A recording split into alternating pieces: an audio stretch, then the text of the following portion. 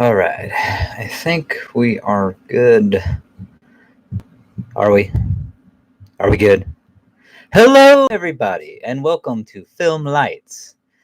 This is the film podcast on the Handsome Cobra channel. No filler, all killer. And this week, we are going to get into a movie called Dog Soldiers. Motherfucking werewolves. Yeah, you know what's up.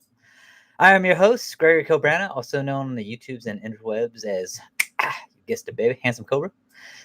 And yeah, we are gonna dive right into this. Dog Soldiers.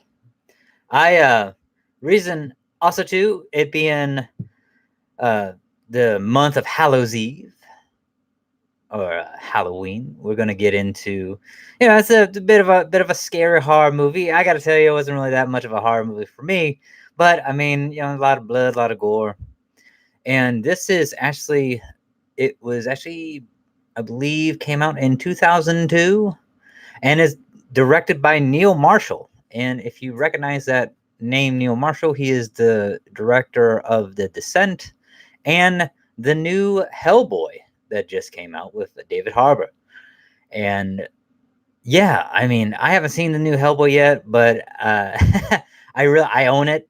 I actually own it on Blu-ray, and I got the Steel Book edition, so I paid a little bit of money for it. I probably was overcharged for it, but that's all right. It's cool. I don't mind. But yeah, we're going to get into Dog Soldiers. And basically, how Filmlites, just how this works. I'm going to talk probably about like what I liked, what I didn't like, my thoughts generally on the movie, and just the actors acting, just delve into things that maybe could have improved the movie, maybe things that I thought were fascinating or intriguing or were damn detrimental to the movie. Going down a rabbit hole and just see where we stop. So, without further ado, let's get into Dog Soldiers. So, my general thoughts about Dog Soldiers, I gotta tell you, it's motherfucking werewolves, man. They're the coolest. I just to give just to set a tone and give a little context and a little background. I used to play a live action tabletop game. Well, you could play live action too, but you could play tabletop, and it was Werewolf the Apocalypse by White Wolf. White Wolf was the creators of Vampire the Masquerade, and every so often you could cross pollinate these two, Werewolf the Masquerade and Vampire the Masquerade and Werewolf the Apocalypse, because they were owned by White Wolf, and basically there was certain, I believe, settings and rules to cross pollinate both of them, so you could actually play like a fucking werewolf. And I remember I always thought it would be bad. It was always badass, to be like a special forces fucking werewolf, just like rah, Green Beret bitch, and just turn into fucking, yeah, it's just big ass fucking wolf puppy, and yeah. So I always thought that'd be pretty rock balls, and yeah, going after, because I've never really liked vampires, even before the sparkly shit. I never was into Nosferatu or Dracula, Bram Stoker's, whatever, And I think the best representation of like a werewolf isn't in this movie. I can guarantee you that one is actually either in, I would say, well, the best representation is in the Van Helsing movie with Hugh Jackman, where his Gabriel turns into a werewolf. To me, that's like the unequivocal, the standard, if you will, for what a werewolf should be. If you see that movie, like his transformation, his turning into a werewolf, that's the standard right there of what a werewolf should be. These, on the other hand, these werewolves, I will say that even though they're really horrific and really scary, they look very much like people on stilts. If they look, their limbs are very long and gangly, and they have like large nails. Um, yeah, they just their representation. I mean, their bodies themselves, like their torsos and stuff. I mean, they look pretty good. The faces and muzzles look all right. But yeah, the limbs, as in like the legs, the arms. I mean, they just don't really uh, make the grade, if you will. They're not top marks or top of their class, and so yeah, that's one thing that I just didn't like. I know I'm jumping around a little bit, but yeah, that's just the look of the werewolves themselves. Something I didn't like. That just to me was a bit of a detriment to the movie. Um, but yeah, like I said, I mean, I've to just lay a little bit more foundation. I mean, I played it. I haven't played Werewolf the Apocalypse in like forever, and I know that they were basically big into like the background and setting. I believe is like big into Native American uh, mythology and stuff like that.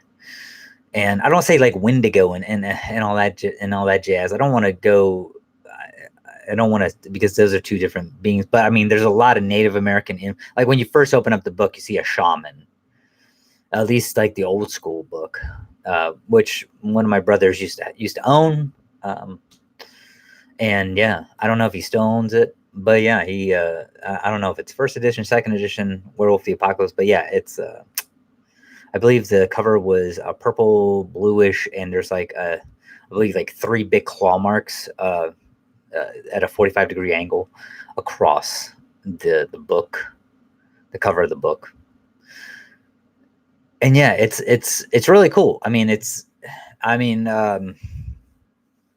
was in my teens. I mean, this is pre-military when I first played it. So, and I think one of my things, I just seen the movie The Green Berets with John Wayne. So I was like a hardcore like fucking werewolf puppies, man. It's like SF werewolves, man. Fucking Green Berets, baby. So yeah, I think that was a big inspiration for me wanting to make a special forces werewolf in the game. I don't even think I ever did, but I mean, I played a werewolf, but I don't think. I don't know. I don't remember. I know I played a werewolf. I think. See, I would always play like characters that had like. It was like there was a time where I was like fascinated with cocaine. It's like Charlie Murphy always said, not Charlie Murphy, what's his name? Rick James, cocaine's a hell of a drug. I mean, I remember playing one of my brothers, Carl, and we played Street Samurai Hitman, and I was a mute, and I would always go like this, for like, yeah, it's like my brother wants to know if we're going to get paid in coke, and they're like, no, but we'll give you enough money to and we'll set you up with a buyer. And I was like, it's just when like, I don't know, for some reason, like when I was in my teens, like 15, 16, I was just really, really fascinated by blow and playing like a fantasy game. My characters being fascinated with the coca leaf, and the substance of the white lady. And yeah, so yeah, I just, it's just one of those things. So yeah, yeah. And having a like yeah, so I think I made like a werewolf who was like, I don't think they were like ex-military or anything, but I think that they were just had like a coke habit. And yeah, so yeah, and that's so getting into the movie. So yeah, there we go. That's that's enough context for why I love werewolves so much. And also too, I actually like the werewolf version of American Werewolf in London. I thought that that's pretty cool. I mean, I've seen a clip of it like in its like full glory, where it's bipedal, where it's up on two legs instead of all fours. and it looked really fucking cool. And the only time when I've ever like really seen it, I think it was either in like the making of Thriller, or it was in this other documentary. I can't remember uh which one. It was like a horror documentary, but I mean, I see like the American Werewolf in London, the actual um uh because in the movie you just see it's on all fours and stuff like that. And but there's one scene I think that they cut out or something, where it's like rummaging through London. It's fucking huge. I mean, it's massive. And it just takes like one of the double decker trolleys and just throws it, fucking like launches that bitch. I'm just like, damn. I mean, I'm like, that's a cool ass fucking werewolf. Yeah, but I've always been more. I think also too, probably because I'm a dog person, so that maybe helps as well. I don't like vampires. I just don't. I mean, I don't like the whole sucking blood, drinking blood and just being very dark and mysterious. I don't like that goth. I don't like goth shit. Okay, I'm not. Look at me. I look like a fucking wolf. I mean, yeah, so yeah, it's. I'm just not. I've never been into like. I mean, I've tried getting into werewolf. Vampires. I mean, I'm more into werewolves, man. So yeah, it's just that's the nature of the beast. But yeah, so getting into Dog Soldiers. Okay, so I mean, I gotta tell you, it's the cinematography. It sucks. It's 2002. The reason why I got it, because I was actually in Kingsport yesterday, Kings of the Port, and I actually went to the Fort Henry Mall and went to a store, a little known store. It's called FYE. Now I gotta tell you, FYE means for your entertainment, and where my parents live in South Florida, they have FYE there too. Now I picked up a pretty cool the Vista uh it's like the Vista Deluxe version of Unbreakable. It's a special edition package, a DVD package, where it has I mean, I got that damn thing for like $8, and you can't find it these days. I mean, it's just no. I remember I had a roommate who had it, and yeah, and then he left, and I was just like, you know what, I'm not taking this shit. It's like, even though I wanted it, I was like, man, fuck him. I want to leave that shit here. I ain't taking that bitch's shit.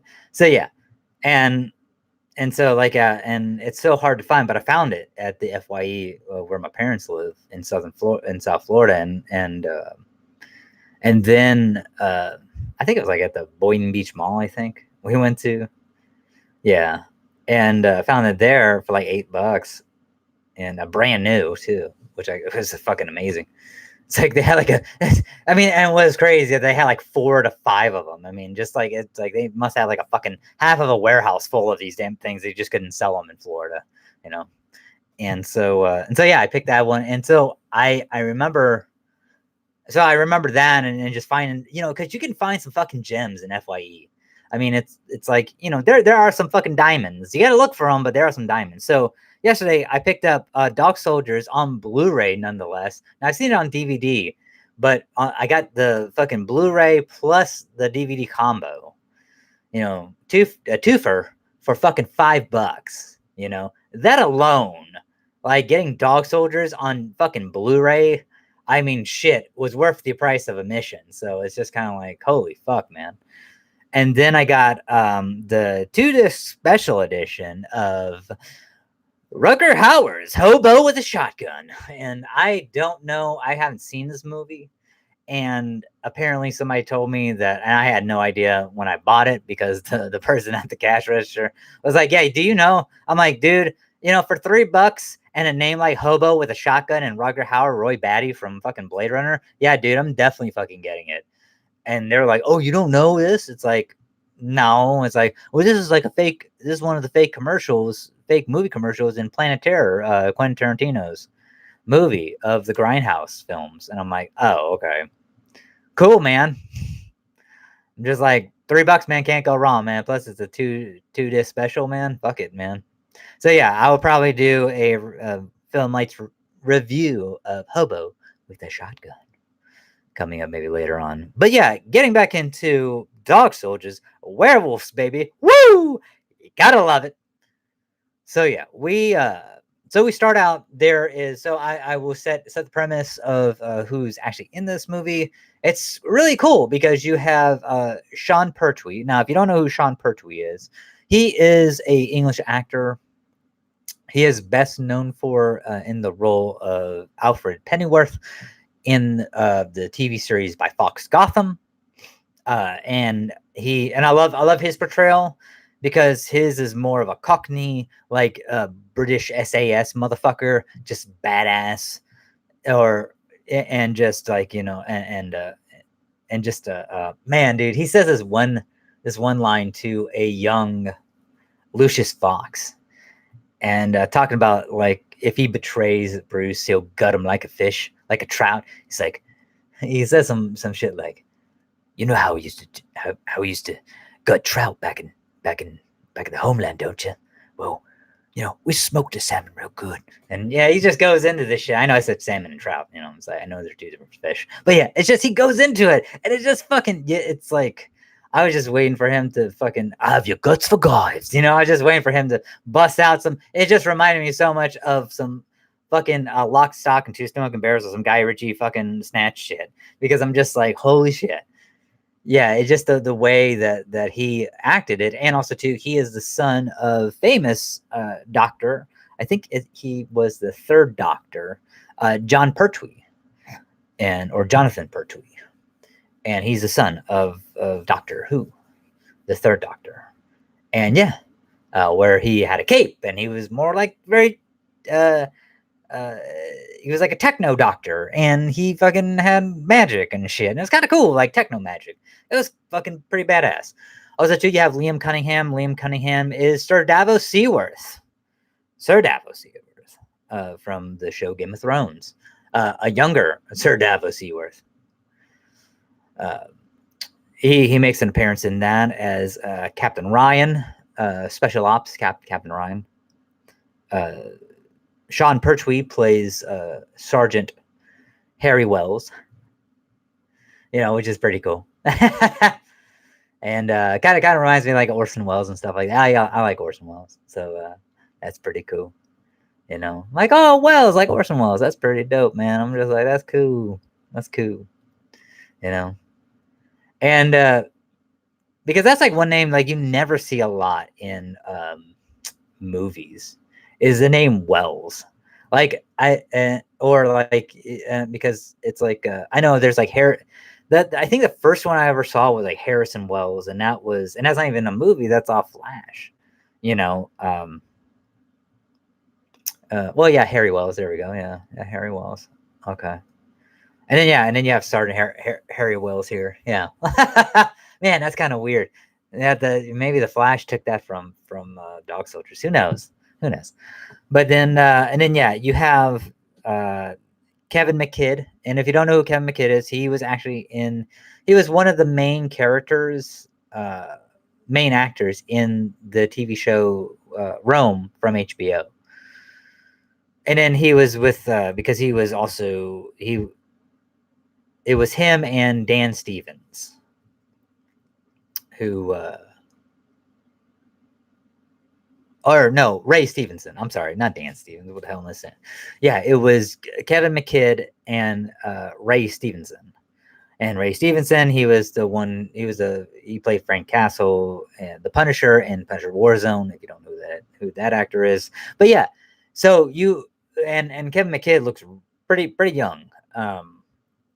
But yeah, and then also too, Kevin McKidd is also, I believe, he plays the voice of Batman Bruce Wayne in the animated movies for DC Warner Brothers, like Son of Batman, Justice League Dark. I mean, any of the fucking Batman one, Court of Owls, Batman and Outsiders, all those animated DC movies. I believe Kevin McKidd is and I have some of them too. Justice League, uh, uh, and Justice League Throne of Atlantis. Yeah, it's all those. That's him. That's Kevin McKidd, who does the voice of Batman. Sounds very different. I mean, he does a really good American accent. I will say that because I believe he's Scottish, and the guy has like that Scottish brogue, so he's just fucking yeah. And yeah, so yeah, it's so the movie starts out. We start out with we are in Scotland, and there are two campers, male and female, and the guy takes his lady to the camp in the woods of Scotland, and because he's playing hooky, and he calls it out to work, and basically they're about ready to do the old boogaloo shingaling, about to get a thing on, and next thing you know, I mean he's unzipping her pants, and next thing you know they hear a zip coming from the fucking tent, and next thing you know, yeah, that bitch gets grabbed up, and she's like all thrown in the fucking air and shit, and then fucking half her body's ripped off, and then blood splashes on this cat, and then apparently like he fucking dies. I mean, you don't really see how he dies or anything like that, but you get the sense that he's dead. And then next thing you know, it goes, I believe, to like what was it, like 2 or 4 hours earlier, same location, and you see that there's this. It looks like there's this FTX going on, or a field training exercise going on. Because you see this gentleman in fatigues, which is Kevin McKidd's character, running and stuff, and he's running away from like dogs, and basically he is he's doing like evasion and escape tactics, and basically he escapes from Captain Ryan, British SAS dude, special ops, and they finally catch him, but Ryan says 22 hours and some odd minutes, very good. And then basically whatchamacallit gives him an order to kill this dog, and he's like, no sir, it's like, I will not do it, sir, kind of do it with a brogue. And he's like, why not? It's just a fucking dog, and then he keeps on telling him, no, I won't do it because there's no reason to do it. And then fucking Ryan just ends up capping the fucking 86 on that dog. And yeah, I mean, it's just, he's like, it's just a fucking dog, man. It's just like, I can't have people who can't be loyal to me on my party, in my squad. So basically, he was trying out for selection. Special forces, basically, because selection is where you go to, in military terms, to become to see whether or not you can actually if special forces will actually take you.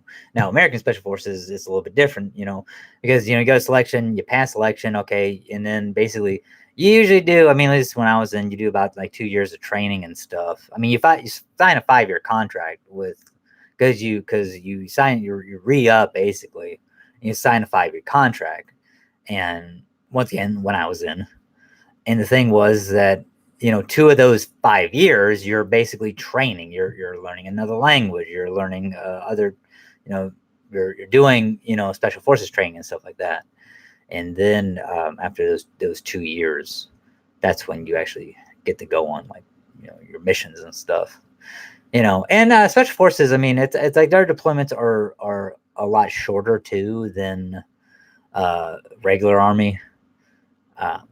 Usually like 3 to 6 month deployments, they're more geared towards like the Marines way of doing stuff, of deployments and stuff. And so, yeah, I mean, it's like, so yeah, so when we're talking in like this military jargon, even though it's like British military jargon, I mean, and they're talking about selection and stuff like that. Oh, okay, yeah. And I know it's a movie too, so it's like they could have probably borrowed. I don't really know how the Brits do their fucking selection shit. Even though I worked with British SAS people when I was in Iraq, I mean, it's not like we really got into like a fucking, we didn't put a kettle on and fucking have talks and shit about like, oh yeah, how's your fucking, yeah, what's up, bro? It's like, yeah, you have your selection shit going. Yeah, really do that shit. All right, cool. You gotta fucking okay, great. You gotta kill a pig. Fuck yeah, man, that's very awesome. Yeah, we didn't fucking go around fucking the mulberry bush and talk about shit. It's just yeah. But yeah, so yeah, getting back on point. Yeah,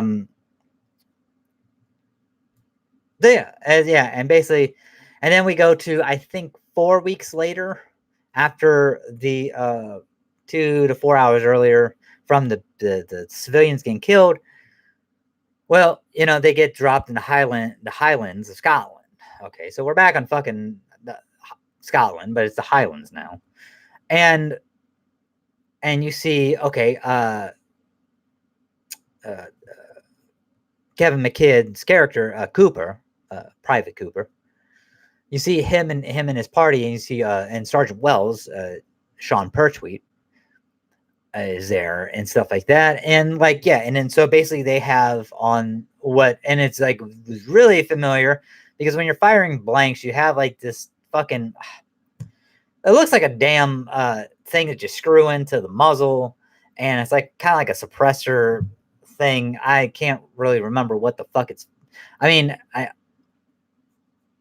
think it's like to not to but you fire blanks, you use it, and basically they're firing blanks. It's a field training exercise. Who would thunk it? And they're firing blanks and stuff like that. And basically they're going up against special forces group, and it's actually they don't know this, but it's actually Captain Ryan's squad that they're going up against. They were handpicked. And later on, you find this out that they were handpicked by Captain Ryan because Captain Ryan remembered, Cooper Fuckstick, who wouldn't kill a dog, to join his crew. So yeah, I mean, I have my own shit about that. I mean, it's like my own hangups about that because I'm just like, man, dude, killing dog or going British SAS, man. I mean, if that's that's the conundrum, man. It's like, I mean, I'm not gonna say it on air, but man, fuck, man, that is quite the quandary. But yeah, fucking A. It's just it's like, but what did the dog ever do to him? Yeah. So yeah, and so now it's basically they're doing this kind of like war game shit, and next thing you know, this is when basically what happens is that we later on find out that so they're doing all this like high tech, high speed military shit, because this is like where we get to know some of the players who I still can't fucking remember. Oh, there's one guy named Spoon. There's another guy named Tunk or Tank. I can't remember. Cooper, Sergeant Wells, and I mean there's yeah, I mean there's a few other ones I can't remember offhand. But the thing is that at the end of the day, it's like Captain Ryan's whole squad gets wiped the fuck out by a werewolf, or at least they think it's one werewolf, but really it's a pack of werewolves because they're wolves, they hunt in packs, and then they come across an injured Captain Ryan, and actually it's Cooper who actually saves him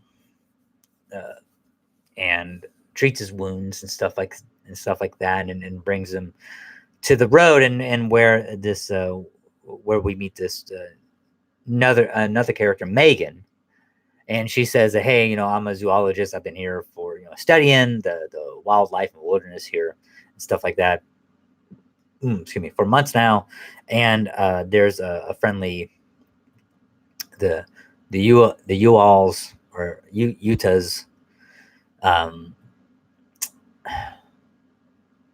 they have a cabin or a home here in the Glen, and there's not another home within 50 miles and stuff like that. So she takes the because also too Sergeant Wells gets injured as well. His guts actually he gets sliced, like horizontally by one of the werewolves, and his fucking guts are hanging out, like fucking like sausages.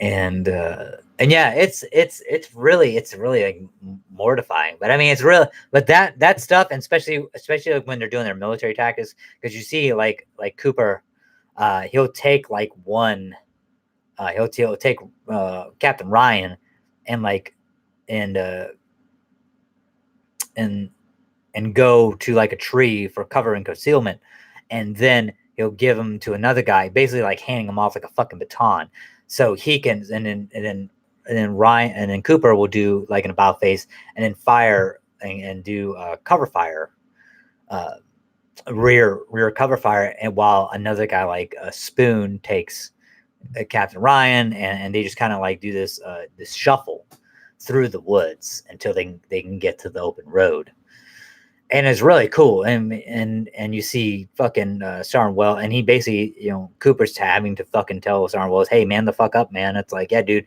keep your guts in your fucking body, dude, and we're getting the fuck out of here.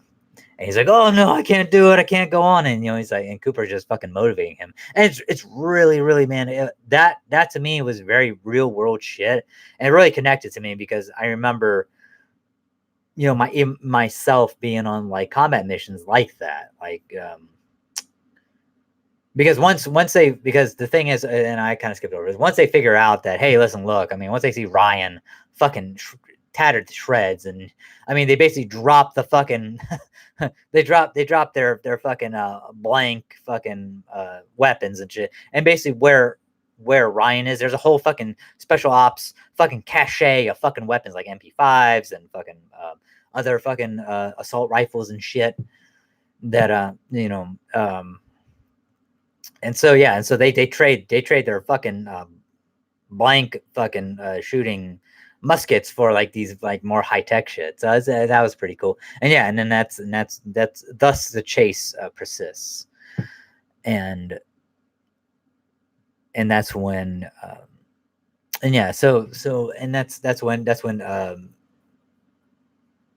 Sergeant Wells gets attacked, and Cooper tells him, listen, look, you're gonna make it, you're gonna be fine. He's telling, no, tell my woman I love her, and they're like, no, you can tell yourself, damn it.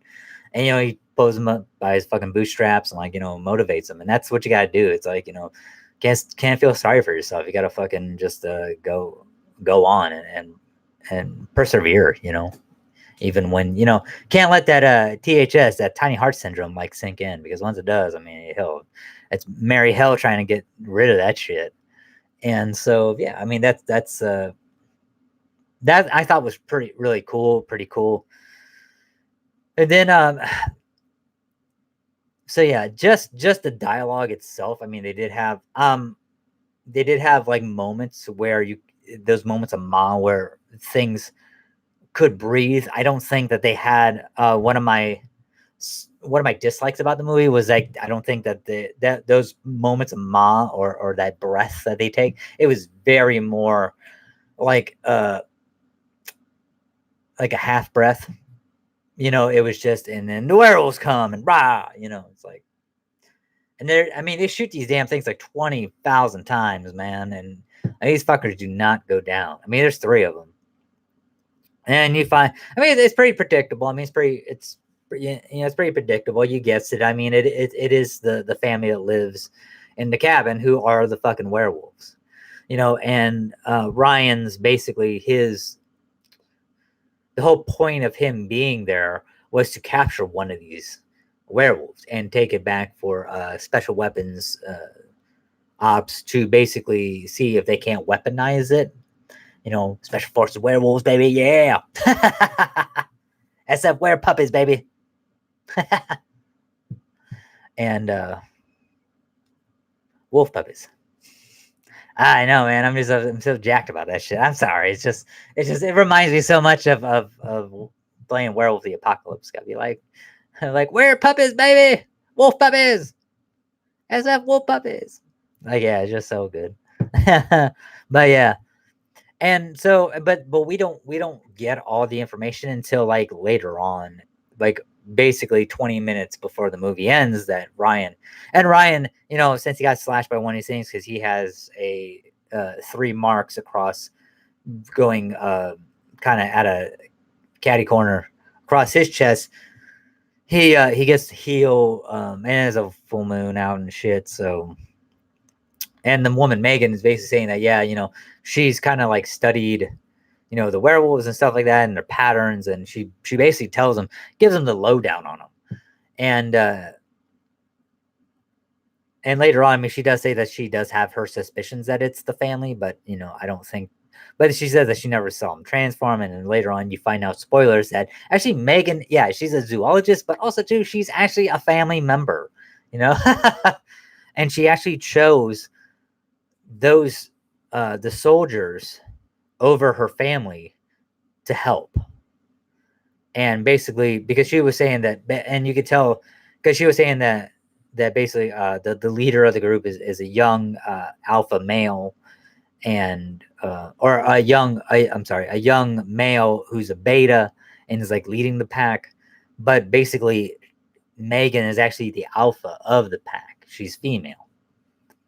And you see, basically, in the picture, you don't see, because there's a photograph of the family in their home in the Glen. But the thing is that you don't see her in the picture, and then basically Private Cooper makes it out that, yeah, she's the one the reason why she's not in the photograph, because she's the one that takes the photo, and she's the secret family member. So, and that's when she tells them that, yeah, I picked you because I didn't think you were. I thought you were good people. You're kind people. You were just trying. And I was trying to warn you, trying to tell you, if you just survive for the next 6 hours, we just survived for the next 6 hours. But no, you want to kill them, and this is my family, and I will not let you kill my family. So if it comes down to you or them, it's going to be fucking you that gets 86. So yeah, but luckily, Sergeant Wells overhears all this shit, caps the bitch in the head, before she can transform, and yeah, she's fucking dead. And next thing you know, so Ryan changes. He gets fucking full on fucking broadsword in the chest, and he just diddy mounts, fucking makes like a fucking tree and gets the fuck out of there. I know, make like a tree and grow, but yeah, he makes like a tree and get the fuck out of there. GFOT. And then Starting Wells, basically, what they did was that they had to super glue his organs back into his body. It's like, and also too, what I liked is that another thing that I never knew about super glue, that super glue was invented for people, like for medics to use in Vietnam, so they could keep organs and any major injuries from like getting infected or getting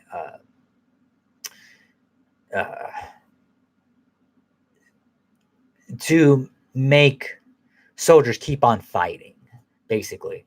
So like if they got badly injured, badly wounded, they could patch them up real quick, and they could go back out, put in a band-aid on a tourniquet wound, basically. That old famous chestnut. But yeah, so I like that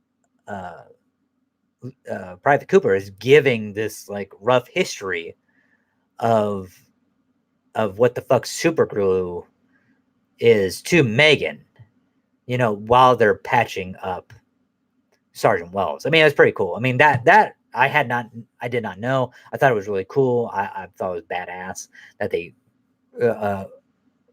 woven that aspect of the history of super glue into the movie. And yeah, it's just, I mean, it's a good bit of dialogue between them about super glue. I mean, it could be like a passing or fleeting thing, but I mean, it's very significant too. And then you find out that, yeah, fucking Sergeant Wells's wounds have fucking healed, and you see like the claw marks across his underneath his stomach line, and he's like, listen, look, man, this is unfucking natural, man. I'm healing, dude. I'm turning into one of those. And basically he says, listen, look, you got to kill me, or you got to or no, he says, if you won't kill me, then let me die on my own terms.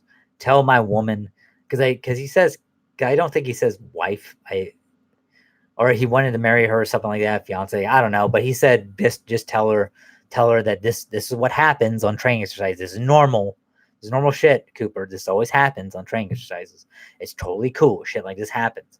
Just tell her, I was there for my men. I was there for you, and I didn't give up, and stuff like that. He's like, I've made peace with it. I don't want to turn into one of these fucking things. I don't want to live my rest of my life as one of these fucking things. So yeah, and then basically, Sergeant Wells. He takes out all the fucking werewolves, minus Captain Ryan, but he takes out the whole fucking family. Sergeant Wells. Sean Pertwee's character is a fucking badass, man. And he has some of the best dialogue in the fucking movie. Sean Pertwee does, and like the way, there's a scene, right, of them just around. Nightfall, they make camp, and the thing is that, and Ryan has spotted their camp and stuff like that, and basically he after they have this epic conversation, a fucking like dead cow drops in their encampment, because basically they have like a little fire going and stuff like that, and they're talking about like what they're afraid of and stuff, and then it's very poignant that Sergeant Wells brings this up, because Sergeant Wells talks about another guy and him in when they were out in the desert, basically Desert Storm, Desert Shield, in their time in Kuwait. And the thing is that, and talking about like they got pissed drunk, and basically they got tattoos, and basically this one guy, Eddie, one of his best mates over there, got a tattoo of like the I think the face of the devil tattooed right on his ass. And then the next day they go out, and or the devil's face on one of his ass cheeks, basically, And because he said that the devil, that the God, good Lord, owns his soul, but the devil owns his flesh, owns the physical. And the thing is that, they roll up, and I believe, he says that Eddie, that they're out on patrol, and Eddie rolls up on an anti-tank mine and gets blown the fuck up, man. Like there's like thousands of pieces of this motherfucker, but he said in a perfect diagram formation, like just perfectly. The tattoo, not Sergeant Wells, but another guy that Sergeant Wells was with found the piece of Eddie's flesh that was perfect symmetry and everything of the face of the devil tattoo. And he's like, I guess Eddie was right. Satan, the devil, does own his physical form, his physical flesh. And because he's talking about, and that's what I'm fucking scared of. And then the fucking cow, the bloody cow, drops and stuff like that. And it's such a, because I remember fucking having conversations like that, when, or like just like having conversations kind of similar to that when you're like, when you come across like a fucking IED out in the fucking desert, whether it was Iraq or Afghanistan, or in fucking Philippines when I was deployed over there, combat deployed, and you're just waiting for fucking EOD, man, or you're waiting for somebody to disarm it, if not EOD, somebody with training to disarm it. May not be the proper training, but sure as hell is some type of training. Or hypothetically speaking, you could take a 50 cal and just shoot that some bitch and disarm it that way. Hypothetically speaking, I'm not saying that we did that. Just it's all hypothetical. But yeah, hypothetically speaking, you take a 50 cal round and blow that son of a bitch, all the kingdom come, and yeah, you can go about your merry fucking way, and no one's the wiser. And but yeah, so yeah, but I remember just because I remember, man, I remember, man, when we rolled up on a fucking IED, man, our first IED too, man, it was fucking. We were waiting for EOD. We felt like such fucking heroes, and woo, we fucking did it, man. We found our first IED. All right, son bitch. Smoke time. All right, boys. And fuck, man, EOD took fucking forever. And then they had, EOD, my God, man. And then if they didn't have the right C4 to fucking, blow this shit up, my God. And then they had to fucking call it in to get more C4. Dude, you could spend your whole fucking day there and not even finish your fucking mission because you still have to go on your fucking mission and finish it before you could fucking go back. And sometimes, man, we got fragos, so we just have to go back out right when we got there. Fucking bullshit. Let me tell you, after a handful of fucking times of that crap, yeah, that shit got old fast. And that shit happened on pretty much a daily fucking basis, man. Either the EOD, the fragos, or whatever else fucking thing that they fucking wanted to add on to our fucking missions. It's like, yeah, it was a daily fucking routine, just, pass the salve. Oh, wait, there's no motherfucking salve? Oh, yeah, well, we're getting fucking right up, sodomized, right up the pooper. But yeah, but having those like deep, intimate conversations, and that's like, dude, I've had conversations with people in my squad or my fire team that I haven't fucking had even with my own flesh and blood or my brothers, and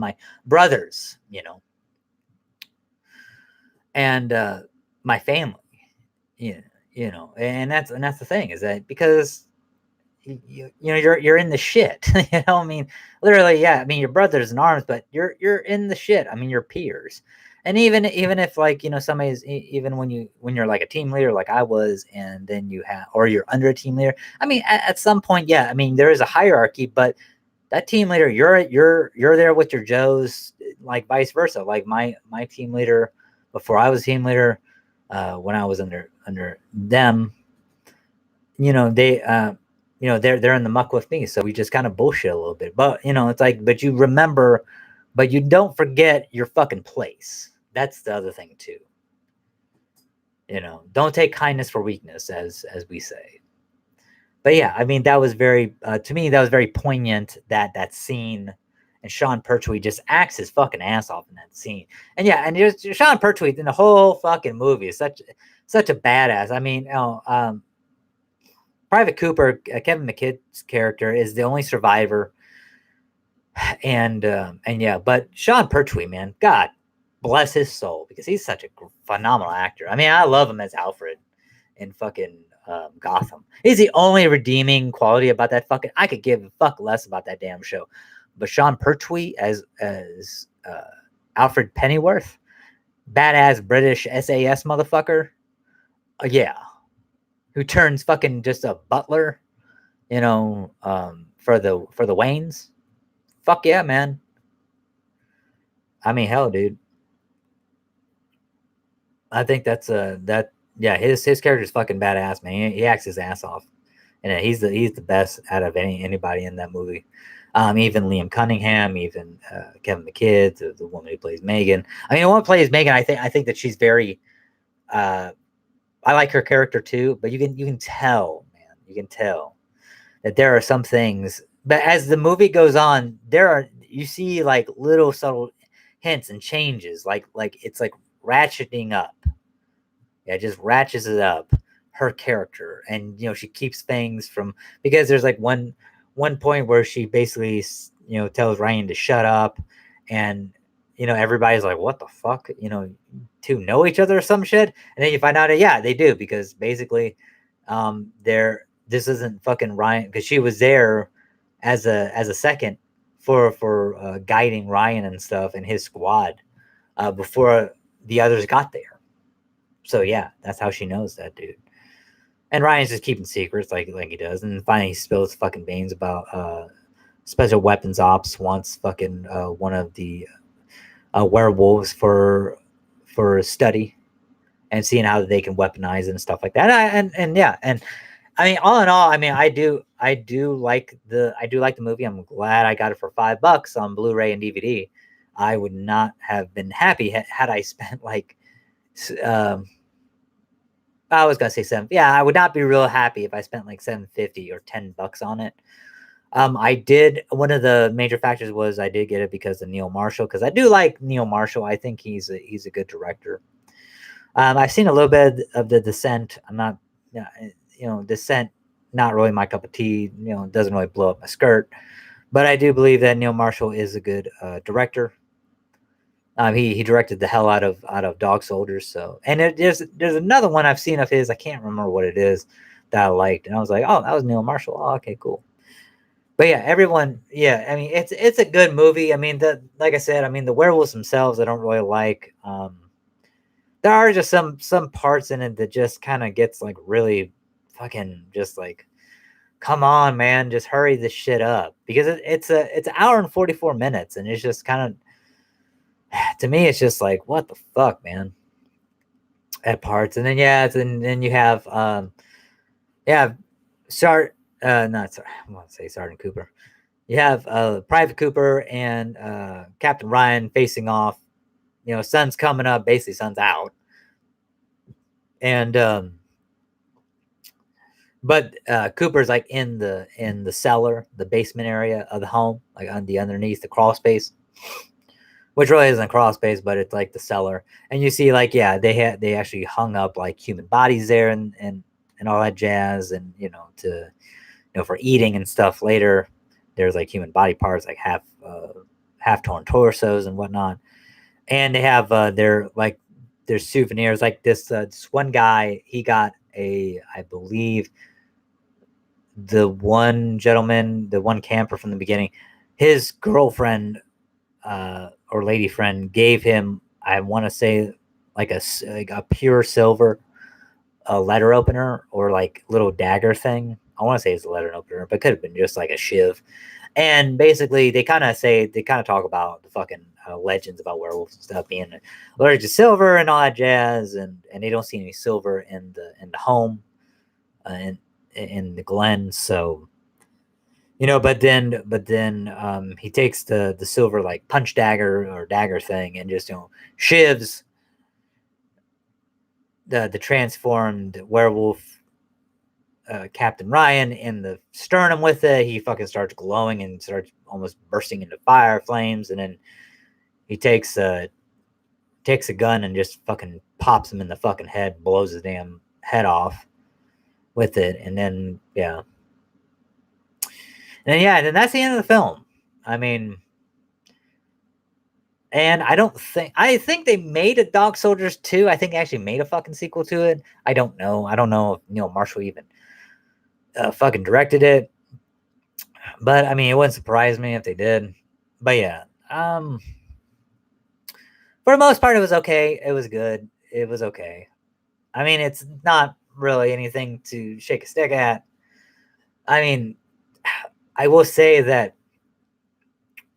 watching it on Blu-ray, I'm happy that I did, because you can see like where a lot of the flaws in the movie are, and especially when it comes to the werewolves in general. Like a lot of the lenses that they used, a lot of the film, that the film, you can see the film grade in it, and it's not really that great. It's not really that clean. So there are spots where it's just the picture quality is just not that great.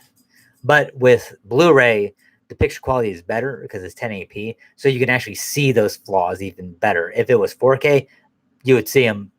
It would look really, really, it may be a little bit jarring more if it was 4K, just because you could see the the magnitude, because basically 4K is actually almost 4 times higher quality than 1080p. almost, not quite, but people say 4 because 1080p is actually 2K, or 720 is 1K. So yeah, and yeah, so it's just, but you could see the flaws more in depth if they ever transferred it to 4K. But I cannot see them transferring a movie like Dog Soldiers, the little indie film, the worldwide success, Dog Soldiers. I don't really see them doing that for it, uh, putting it on 4K, but you never know. But yeah, so yeah, I mean, pretty much. I mean, I've been going on for like an hour right now. But yeah, SF wolf puppies, man. Woo! Yeah, that's all I. I'm sorry. It's so good, so good. Yeah. Um, maybe one day I'll play a Special Forces werewolf. Um, one day in Werewolf the Apocalypse. Who knows? But yeah, yeah, I got a. I will say this too. I was so inspired by this movie. I went back and I started playing World of Warcraft. World of Warcraft. The World of Warcraft. I went back and started playing that again. Because I think it's like free to play up to like level 20 or 30 or some shit. And I actually made like a Worgen. Now, Worgen basically are people who have been infected with lycanthrope. Is that they actually say that in the movie, lycanthrope, which is like I've always grown up knowing it as was it lycanthrope? Being lycanthrope, yeah. But they say lycanthrope, which is a but yeah, which that's pretty cool. But yeah,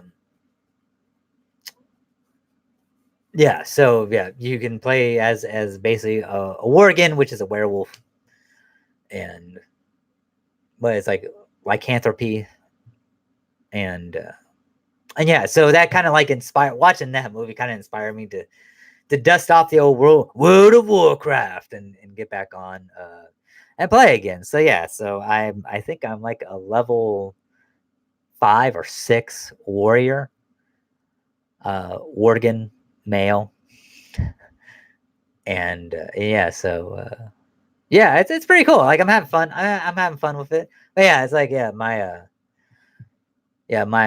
werewolf looks pretty badass and shit, you know. And yeah, just yeah, so that inspired me. This movie inspired me to dust that off. And yeah, I'm thoroughly enjoying World of Warcraft again, playing a worgen or a werewolf. And yeah, I gotta say it's pretty cool. I mean, I love World of Warcraft. I mean, I just love playing it. And but yeah, because it's like there's times where it's like, yeah, I played once. And I played a few times and stuff like that, and I've gotten like what is it, like the 3 months to play and stuff, cards, the 90-day cards where you can buy, I think, and for like $35 or something like that. I can't remember, but yeah, so it's but yeah, it's cool. Yeah, so yeah, and with that being said, folks, it's almost an hour, and I don't really have anything like I really wanted to see for the future for the movie, because honestly, I don't really care to see like Dog Soldiers 2. I don't see how you could make a sequel to this. I mean, you could technically, you could. I know you can. So you can sequelize anything. I understand that. It's just I like that it's kind of like you could watch this movie and just be like, you know what, Sean Pertwee, fucking Sergeant Harry Wells, kick ass job. Oh, fucking Sir Davos Seaworth, fucking nailed it as Captain Ryan, Special Forces, Black Ops, SAS, and Kevin McKidd, pretty cool as Private Cooper. And the lady who played Megan, she was really awesome too. But yeah, so it's you could watch this movie, have a good time with it. There are flaws in it, and I ain't gonna lie. I mean, they're very telling, and you can you can see them flaws, and a lot of it is within like the creatures themselves, the werewolves themselves. Yeah. So, but yeah, I mean, but I did like the look of them. You know, like the head and torso, I like the look of them. You know, it's just the arms and legs. I mean, they just look very gangly. They don't look like your quintessential werewolf. And that's what I was trying to say before. The quintessential werewolf for me is Gabriel / Hugh Jackman's character when he transforms into a werewolf to take on Dracula in the movie Van Helsing. That's the quintessential werewolf look of a werewolf that is like the best depiction of a werewolf that there is. So yeah. So yeah, with that being said, folks, I mean, I'm just going to get off here now. Thank you so much for watching and hearing me go on a yarn about fucking dog soldiers and my fascination with SF werewolves and playing one. I mean, it's just, I'm sorry. I don't mean to keep, I do mean to keep bringing it up because it was just so good when I was younger. Woo! All right. Yeah, I'm sorry. No, I'm not. Fuck it. Yeah, but it's good times. Yeah, thank you so much for hanging out. And I hope you enjoyed this episode of Filmlites. No filler, all killer. That's what we do here, baby. No filler, all killer. Yeah, yeah. But yeah, if you want to, please subscribe to the channel, like the video, share the video too with a friend or two. Totally will help out. Or multiple friends, you know, if they have friends, like an orgy of friends. share it with them. I do appreciate if you have any comments or anything like that. Do appreciate those as well. But hey, I'm gonna get off. It's been an hour. It's been over an hour now. I just want to say thank you so much. Love to all. God bless. And as always, you know the magic word. Aloha. You thought I was gonna say SF Wolf Puppy. Yeah.